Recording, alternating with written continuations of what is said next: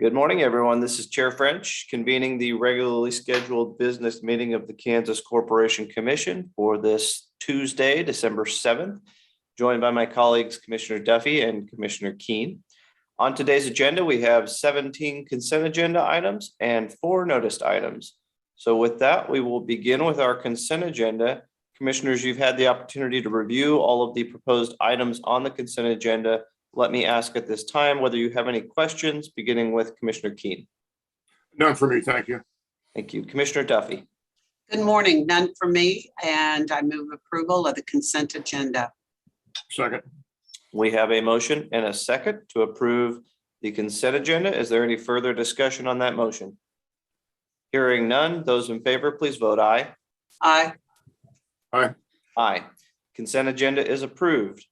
We will now move to the first of our 4 noticed items. This item is in docket number 22 SEPE 154 CON, and this is a proposed order adopting staff's report and recommendation in that docket. And our presenter is Mr. Jared Jevons. Good morning, Jared. Good morning, Commissioners.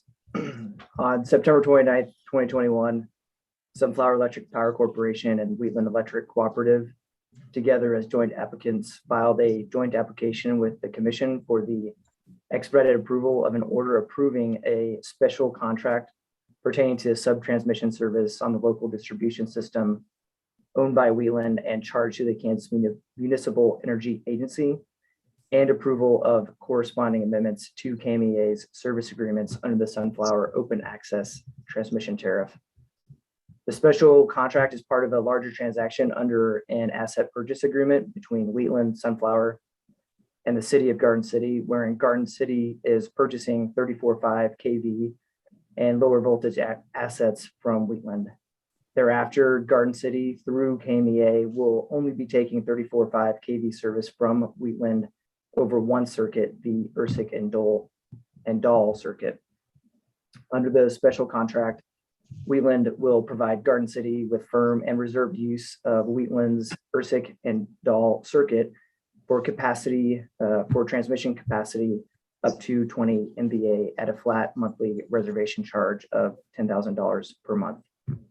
This flat monthly charge is paid in lieu of the local access delivery service tariff, local access charge KMEA is paying on behalf of Garden City. Staff has reviewed the joint application and pre-filed direct testimony and supplemental testimony from 2 witnesses and recommends approval of the special contract and amendments to the service agreements under the Sunflower Oath. Additionally, staff recommends directing Wheatland to update the Sunflower Division local access charge rate to 0 because the assets purchased by Garden City will no longer be part of the rate base upon which the Wheatland LAC is calculated. Thank you, and I will stand for questions. All right, thank you, Mr. Jevons. We will turn to our commissioners now for any questions on that presentation, and I will begin with Commissioner Keene. None for me, thank you. Thank you. Commissioner Duffy. I have no questions, and I move approval of the order. Second. We have a motion and a second to approve the described order in this docket. Is there any further discussion on that motion? Hearing none, those in favor, please vote aye. Aye. Aye. Aye. The order is approved. Thank you, Mr. Jevons. We will now move to our second noticed item today. This is in docket number 22 TRAM 234 PEN, and this is a proposed penalty order in that docket. Our presenter for this item is Mr. Hassan Latif. Good morning, Hassan. Good morning, Commissioners. The penalty order before you is the result of an investigation of Eagles Trucking LLC, a common carrier that hauls freight and manure operating out of Lakin, Kansas. The investigation took place as a result of a complaint that the carrier was hauling placardable amounts of hazardous materials without complying with regulations and using a driver for those trips that was under the age of 18 and didn't possess a CDL or any license. During the investigation, special investigators Penny Fryback and Erica Pargas found several violations, and the order before you assesses penalties for 11 of those violations, resulting in $5,200 in total penalties. Those violations included a $500 fine for failure to obtain Pipeline and Hazardous Materials Safety Administration, or FMSA registration prior to transporting a placardable amount of hazardous materials, a $500 fine for failure to provide its drivers with training materials for transporting hazardous materials prior to transporting those materials, and a $500 fine for failure to use a driver with a valid CDL. The remaining violations are related to lack of vehicle inspection, maintenance, and repairs, documents of failure to conduct annual inspections, and failures to have supporting documents for the loads hauled, and similar violations to that. Staff believes the $5,200 in penalties is the proper course of action to ensure the compliance with the applicable motor carrier rules and regulations. And with that, staff recommends approval of this order. I and staff are available to answer any questions you have. Thank you, Hassan. At this time, I will ask if there are any questions on this order, beginning with Commissioner Keen. No questions. Thank you. I do have a comment. Once again, these violations are incredibly serious. There's kind of an element of recidivism here that's really quite troubling. Our staff is just really, again, to be commended for their diligence in investigating this matter and bringing it forth before the commission. The risk to public safety by these sorts of violations is just incredibly high. And the public safety component is a major aspect, certainly what it is that we do in virtually all of our divisions, but especially so because of the frequency of public contact within transportation. So I would commend our staff across the board, especially the field staff, for all the work they put in developing this particular order. And I intend to support it. Thank you, Commissioner Keen. Commissioner Duffy. Yes, I do have a question. Hassan, you mentioned that this investigation was a result of a complaint. How often do we get a call or an email from somebody who is stating that perhaps there's something that's not quite right?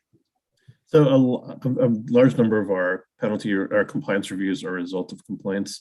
In this case, they come from either, our fellow agencies like the Department of Revenue or other agencies we have through law enforcement or through tips from people involved or competitors.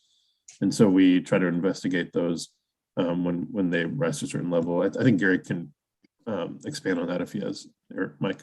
Yeah, let me take a shot at this. I think this is just a result, Commissioner Duffy, of our great working relationship with the Highway Patrol. This is a complaint from them. And when they notice things like this at roadside, we get the complaint to investigate and follow up on. And this is a result of what happened here. Okay, so the driver in question did not have a CDL. And again, we see that very often. So in the western part of the state, if I want a CDL, where do I go? Or, I mean, I know in Topeka, I know where the location is, but is there a opportunity to get a CDL in the western part of the state? Absolutely. They just have to look on our website, links up to the Department of Revenues, and they have to look for a full service station, and they can choose one near them. In most cases, they do not have to travel very far. Okay. All right. And it's my understanding this driver didn't have a license at all. So just did not even have a driver's license. That is correct. And was the individual underage for a CDL?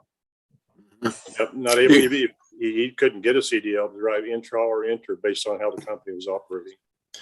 Well, and he was only 17 at the time. Okay. That's my point. It's just INS was involved. They had to be called in to even interpret for the driver. Okay. That's not good. And then the FMSA violation as well. I mean, carrying hazardous material by a 17-year-old who doesn't even have a valid driver's license. Not a good picture here. So I do believe that definitely the fine is adequate, and it does represent the seriousness of the violations. With that, Mr. Chairman, I move adoption of this order. Do we have a second? Yes, we do. Thank you. We have a motion and a second to approve the described order in this docket. Is there any further discussion on that motion? Hearing none, those in favor, please vote aye. Aye. Aye. The order is approved. We now move to our third noticed item, again, a transportation order. This is in docket number 22 TRAM 240 PEN, and this is another proposed penalty order. And again, our presenter is Mr. Hassan Latif. Go ahead, Hassan. Thank you. The second penalty order I have is the result of an investigation of DAC Trucking LLC, a common carrier that transports grain, feed, and hay operating out of Great Bend, Kansas. The investigation also took place as the result of a complaint, this time from the Kansas Department of Revenue, who had suspended the carrier's account for failure to complete apportioned registrations on their vehicles. They were suspected of operating without registrations for their vehicles or with falsified registration. During this investigation, Special Investigator Greg Askren made a number of attempts to conduct a compliance review, but was rebuffed. After giving the carrier 10 days to submit to a compliance review, staff have worked with to have the commission issue an order suspending the authority of the carrier to operate on August 3rd. The company's insurance was also canceled on September 17th, and its certificate to operate was canceled by the KCC in early October. Staff believed that the carrier was still operating despite being out of service and without insurance, as evidenced by several roadside inspections. So on October 7th, Special Investigator Askren located the carrier's vehicles in Barton County at the principal place of business, and staff worked to issue an impound order authorizing the impound of any vehicles associated with the carrier. And in addition to that, staff drafted a search warrant and worked with local highway patrol to have it signed by a judge in Barton County. When the search warrant was issued, staff impounded vehicles at the principal place of business, and upon impound, the carrier told staff that it had vehicles located in Wyandotte County and Ford counties as well. So over the following days, search warrants were obtained by staff in those counties, and the vehicles were impounded as well. Upon impound, the carrier stopped operating and submitted to a compliance review. And the order before you is the result of that compliance review and assesses penalties for 6 of the violations found, resulting in $5,000 in total penalties. The violations resulted from failures of its driver to maintain qualification files, maintenance records, and timekeeping records. And the 2 largest fines included were a $2,000 fine for continuing to operate while under a KCC out of service order, and a $500 fine for operating prior to obtaining commission authority to operate. Staff believes that the $5,000 in penalties is a proper course of action to ensure compliance. And the carrier states is no longer operating, but the out of service order remains in effect to ensure that if it's found operating again, it will come to the attention of the transportation staff. With that, staff recommends approval of this order, and I and staff are again available to answer any questions you have. Thank you, Mr. Latif. Begin with Commissioner Keen if he has any questions. A question and a comment. I'll start with a question. Hassan, thanks for your overview of this case. It's I know this is almost a poster child for recidivism. This is operating, notwithstanding out of service requirement. It's just incredible to me. What is can you put a little finer point on what is the current status of the operator? I realize that that they have ceased operations, as I understand it, but what form does negotiation take with a carrier of this sort? They've ceased operations, and our investigator is working with the carrier to facilitate what's disposal of the vehicles we have impound. I think some of them have been sold, and they have been sold to separate carriers who have completed affidavits with the KCC that they're not going to be allowed to. They're not going to use these vehicles for DAC Trucking's operations. I think we still have 2 that are in repair shops that are that are being repaired for maybe use by another carrier. But we're working on just ensuring that the vehicles that they had owned and they were operating are not used by this carrier in the future. Okay, very good. Thank you. Now for a very brief comment. Again, commending our field staff here.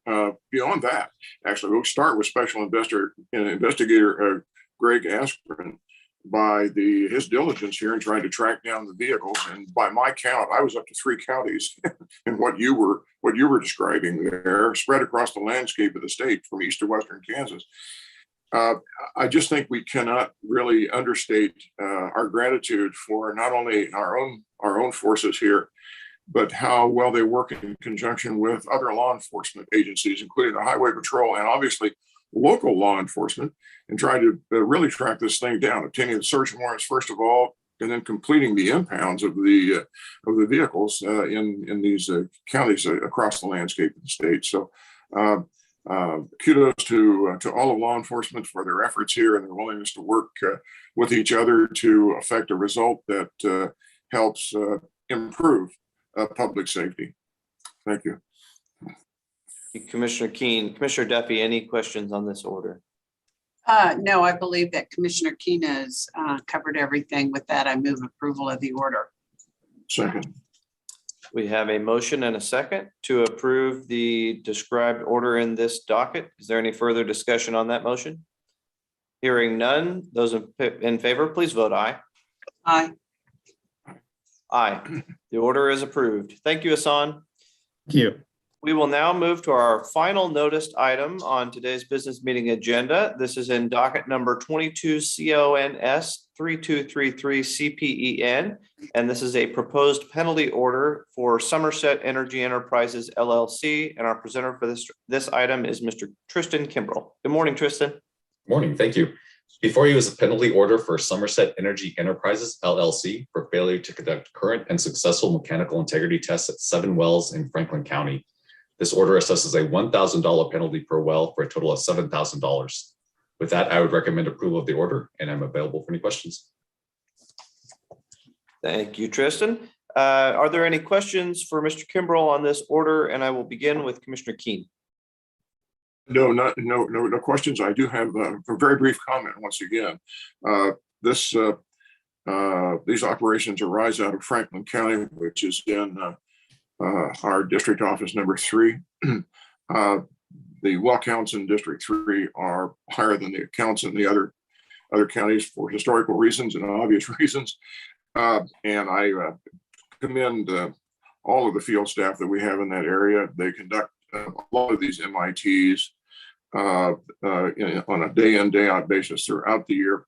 And I commend them for those efforts. Thank you, Commissioner Keen. Commissioner Duffy, any questions on this order? I have no questions or comments, and I move approval of the order. Second.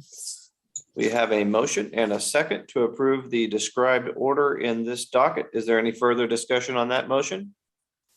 Hearing none, those in favor of approving the proposed order, please vote aye. Aye. Aye. The order is approved. Thank you, Mr. Kimbrell. I believe we have come to the conclusion of the items on today's business meeting agenda. If there is no further business, Commissioner Duffy, I see your hand raised. Go ahead.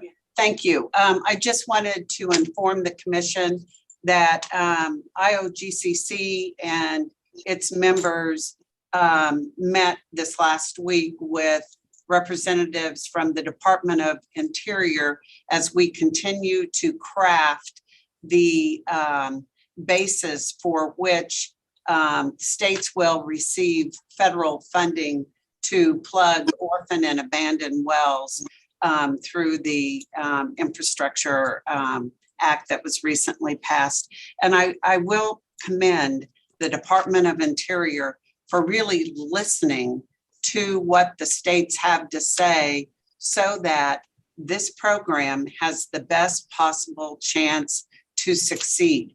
And though all the states participating have abandoned wells, it ranges from Kentucky, who is way above everybody else, to some states who only have 1 or 2, but they may be thousands and thousands of feet deep.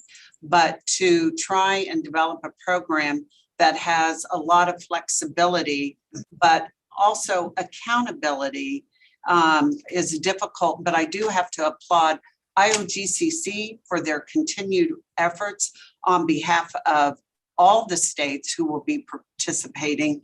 But really, the Department of Interior and their staff for reaching out several times to us to better understand how this program can best serve the people of their state. So I wanted to update all of you on that. Finally, I would like to note, it is the 80th anniversary of Pearl Harbor, and it is a remembrance day for all of those that on that fateful day, their lives were changed. My dad was a Marine, and he was 18 at the time, 17, I guess. And he enlisted in the Marines, was a sergeant, served in Iwo Jima, Peleliu, Pavuvu, just not good places. He didn't talk about it often. And there were, I think, some dark times as we were young, and he tried to explain this.